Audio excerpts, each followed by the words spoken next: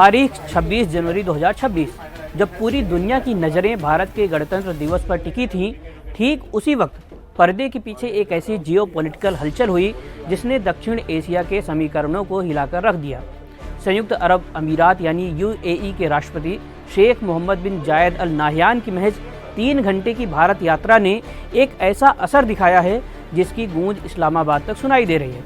सवाल ये है कि आखिर 180 मिनट की इस मुलाकात में ऐसा क्या हुआ कि पाकिस्तान को अरबों डॉलर का नुकसान झेलना पड़ा। जैसे शेख नाह्यान का विमान भारत से रवाना हुआ, खबर आई कि यूएई ने इस्लामाबाद इंटरनेशनल एयरपोर्ट को ऑपरेट करने की अपनी सालों पुरानी योजना को रद्दी की टोकरी में डाल दिया है। आपको बता दें कि अगस्त 2025 से ही पाकिस्तान और यूएई के बीच इस एयरपोर्ट को आउटसोर्स करने के लिए बातचीत चल रही थी।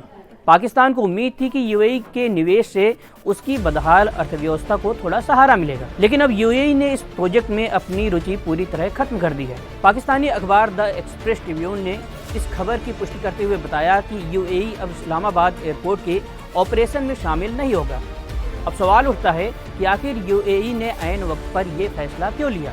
दरअसल इसकी जड़ें मिडिल ईस्ट की उस अंदरूनी जंग में छिपी है जो अब खुलकर सामने आ गई है। कभी बेहद करीबी रहे सऊदी अरब और यूएई के बीच अब गहरी दरार आ चुकी है। यमन के मुद्दे से लेकर के व्यापारिक दबदबे तक ये दोनों देश अब एक दूसरे के प्रतिद्वंदी बन चुके हैं। पाकिस्तान के लिए मुसीबत ये है कि वो 2 नावों की सवारी करने की कोशिश कर रहा था और इसी चक्कर में वो बीच मझधार में फंस गया है। एक तरफ पाकिस्तान ने सऊदी अरब के साथ नया रक्षा समझौता किया है। वो सऊदी अरब और तुर्की के साथ मिलकर के इस्लामिक नाटो बनाने का ख्वाब देख रहा था। पाकिस्तान की पूरी सैन्य मशीनरी और खुफिया जानकारी अब सऊदी अरब के ज़रूरतों के इर्द गिर्द घूम रही है। वहीं दूसरी तरफ यूएई अब भारत को अपना सबसे बड़ा और भरोसेमंद रणनीतिक साझेदार मान चुका है। यूएई ने देखा कि पाकिस्तान पूरी तरह से सऊदी अरब के पाले में खड़ा है, जबकि भारत के साथ उसके रिश्ते अब डिफेंस और टेक्नोलॉजी के नए दौर में प्रवेश कर रहे हैं। यही वजह है कि यूएई ने पाकिस्तान के बुनियादी ढांचे में निवेश करने के बजाय उससे दूरी बनाना ही बेहतर समझा है। यूएई का हाथ पीछे खींचने के पीछे सिर्फ कूटनीति नहीं, बल्कि पाकिस्तान का अपना ट्रैक रिकॉर्ड भी जिम्मेदार है।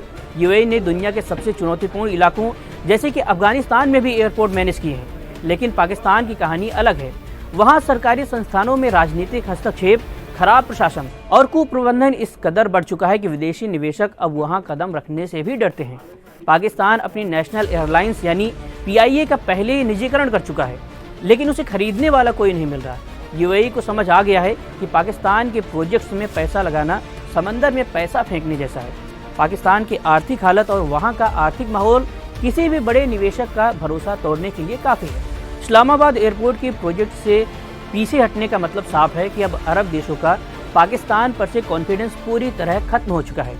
अब वो दौर भी बीत गया जब मजहब के नाम पर पाकिस्तान को बिना सोचे समझे इमदाद मिल जाया करती थी। पाकिस्तान के लिए यहाँ ये ब्लैक संडे साबित हुआ। वही भारत के लिए ये यात्रा दोस्ती की नई मिसाल बनकर उभरी। शेख नाह्यान की इस छोटी सी यात्रा के तुरंत बाद यूएई ने 900 भारतीय कैदियों की रिहाई को मंजूरी दे दी है। ये महज एक कानूनी फैसला नहीं, बल्कि प्रधानमंत्री मोदी और राष्ट्रपति नाह्यान के बीच की गहरी केमिस्ट्री और भारत के प्रति यूएई की गुडविल का सबसे बड़ा प्रमाण है।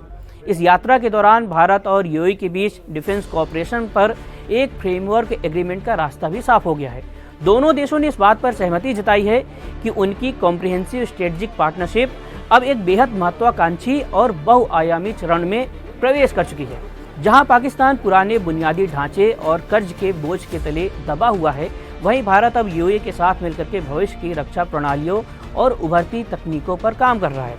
संक्षेप में कहें तो 26 जनवरी की 3 घंटे की मुलाकात ये बताने के लिए काफ़ी है कि अब दक्षिण एशिया की धुरी बदल चुकी है।